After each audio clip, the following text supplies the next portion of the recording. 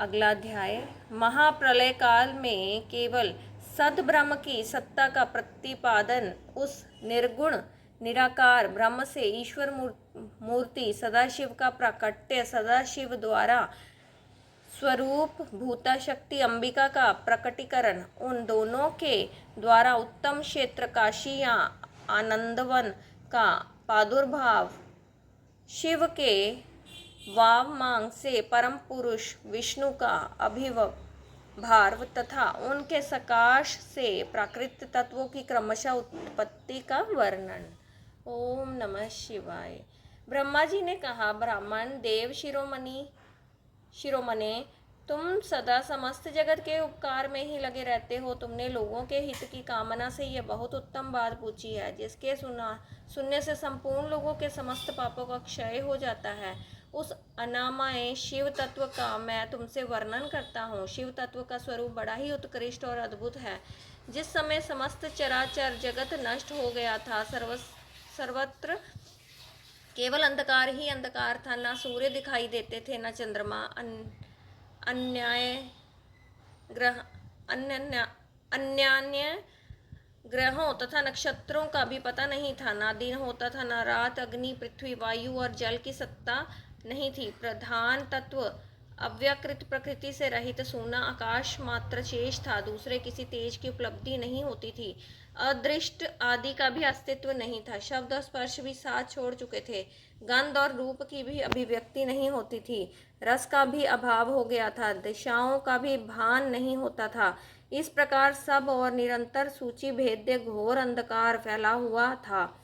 उस समय तत्सद ब्रह्म, इस श्रुति में जो सत्य सुना जाता है, एकमात्र वहाँ शेष था। जब यह वह ऐसा जो इत्यादि रूप से निर्दिष्ट होने वाला भावात्मक जगत नहीं था, उस समय एकमात्र वह सत्य ही शेष था, जिसे योगी जन अपने हृदयाकाश के भीतर निरंतर देखते हैं। वह तत्व मन का विषय नहीं था। वाणी की भी वहाँ तक कभी ओम नमः शिवाय कभी पहुँच नहीं होती। वह नाम तथा रूप रंग से भी शून्य है। वह न स्थूल है, न कृश है, न ह्रस्व है, न दीर्घ तथा न लघु है, न गुरु। उसमें न कभी वृद्धि होती है, न ह्रास। श्रुति भी उसमें विषय में चकित भाव से है, इतना ही कहती है, अर्थात उसकी सत्ता मात्र का ही निरूपण कर पाती है। उसका कोई विशेष विवरण देने में असमर्थ हो जाती है। वह सत्य ज्ञान स्वरूप अनंत परमानंदमय परम ज्योति स्वरूप अप्रमेय, आधार रहित, निर्विकार, निराकार, निर्गुण, योगी गम्य, सर्वव्यापी, सबका एकमात्र कारण, निर्विकल्प, निरारंभ, माया शून्य, उपद्रव रहित, अद्वितीय, अनादि, अनंत, संकोच विकास से शून्य तथा चिन्मय है। जिस पर ब्रह्म के मध्यम विषय में ज्ञान और अज्ञान से पूर्ण उक्तियों द्वारा इस प्रकार ऊपर बताए अनुसार विकल्प हो जाते हैं, उसने कुछ काल के बाद सृष्टि का समय आने पर द्वितीय की इच्छा प्रकट की। उसके भीतर एक से अनेक होने का संकल्प उदित हुआ। तब उस निराकार परमात्मा ने अपनी लीला शक्ति से अपने लिए मूर्ति आकार की कल्पना की। वह मूर्ति संपूर्ण ऐश्वर्य गुणों से संपन्न, सर्व ज्ञानमयी, शुभ स्वरूपा, सर्वव्यापिनी, सर्वरूपा, सर्वदर्शनी, सर्वकारिणी, सबकी एकमात्र वंदनीय, सर्वाध्या, सब कुछ देने वाली और संपूर्ण संस्कृतियों का केंद्र थी। उस शुद्र रूपिणी ईश्वर मूर्ति की कल्पना करके वह अद्वितीय, अनादि, अनंत, सर्व प्रकाशक, चिन्मय, सर्वव्यापी और अविनाशी परम भक्त अंतर्हित हो गया। जो मूर्ति रहित परम ब्रह्म है, उसी की मूर्ति, चिन्मय, आकार भगवान सदाशिव है। अर्वाचीन और प्राचीन विद्वान उन्हीं को ईश्वर कहते हैं। उस समय एकाकी रहकर स्वेच्छानुसार विहार करने वाले उन सदाशिव ने अपने विग्रह से स्वयं ही एक स्वरूप भूता शक्ति की सृष्टि की, जो उनके अपने श्री अंग से कभी अलग होने वाली नहीं थी। ओम नमः शिवाय।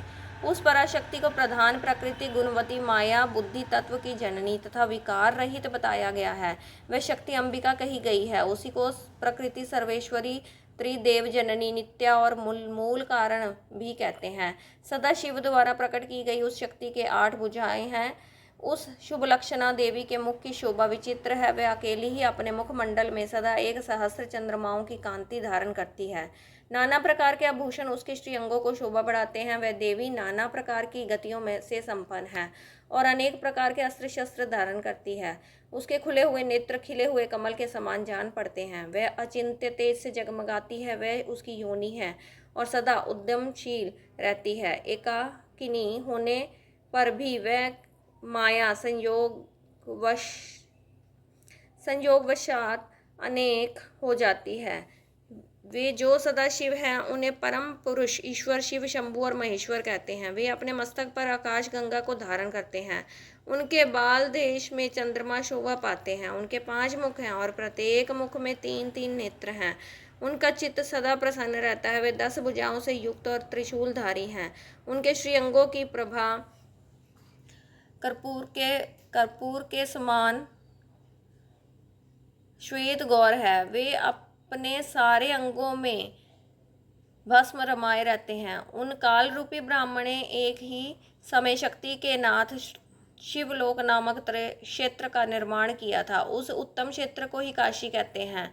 वह परम निर्वाण या मोक्ष का स्थान है जो सबके ऊपर विराजमान है। वे प्रियतम रूप शक्ति और शिव जो परमानंद स्वरूप हैं उस मनोरम क्षेत्र में नित्य निवास करते हैं। काशी पूरी परमानंद रूपिणी है। मुने शिव और शिवा के प्रलय काल में भी कभी उस क्षेत्र को अपने सानिध्य से मुक्त नहीं किया है, इसलिए विद्वान पुरुष उसे अविमुक्त क्षेत्र के नाम से भी जानते हैं। वह क्षेत्र आनंद का हेतु है, इसलिए पिनाकधारी शिव ने पहले उसका नाम आनंदवन रखा था। उसके बाद वह अविमुक्त के नाम से प्रसिद्ध हुआ।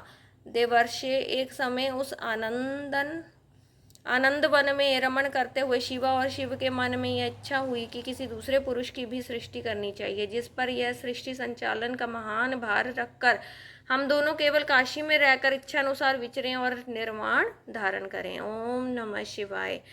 वही पुरुष हमारे अनुग्रह से सदा सबकी सृष्टि करें, पालन करें और वहां अंत में सबका संहार भी करें।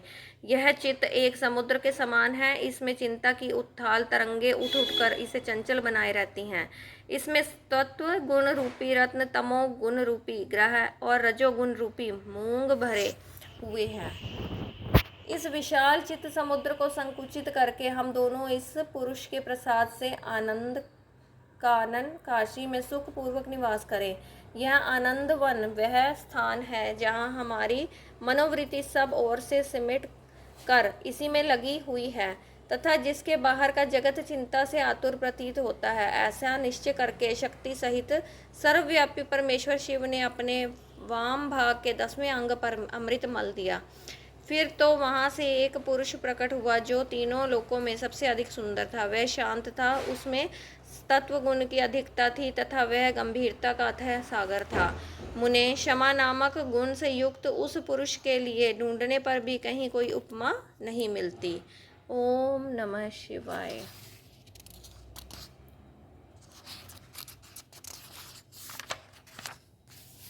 नहीं मिलती थी। उसकी कांति इंद्रनील के समान श्याम थी। उसके अंग अंग में दिव्य शोभा छिटक रही थी और नेत्र प्रफुल्ल कमल के समान शोभा पा रहे थे। श्री अंगों पर सुवर्ण की सी कांति वाले 2 सुंदर रेशमी पीताम्बर शोभा दे रहे थे। किसी से भी पराजित न होने वाला वह वीर पुरुष अपने प्रचंड भुज दंडों से सुशोभित हो रहा था। तदंतर उस पुरुष ने परमेश्वर शिव को नाम करके कहा, स्वामिन मेरे नाम निश्चित कीजिए और काम बताइए। उस पुरुष की यह बात सुनकर महेश्वर भगवान शंकर हंसते हुए मेघ के समान गंभीर वाणी में उससे बोले। शिव ने कहा, वत्स व्यापक होने के कारण तुम्हारा विष्णु नाम विख्यात हुआ।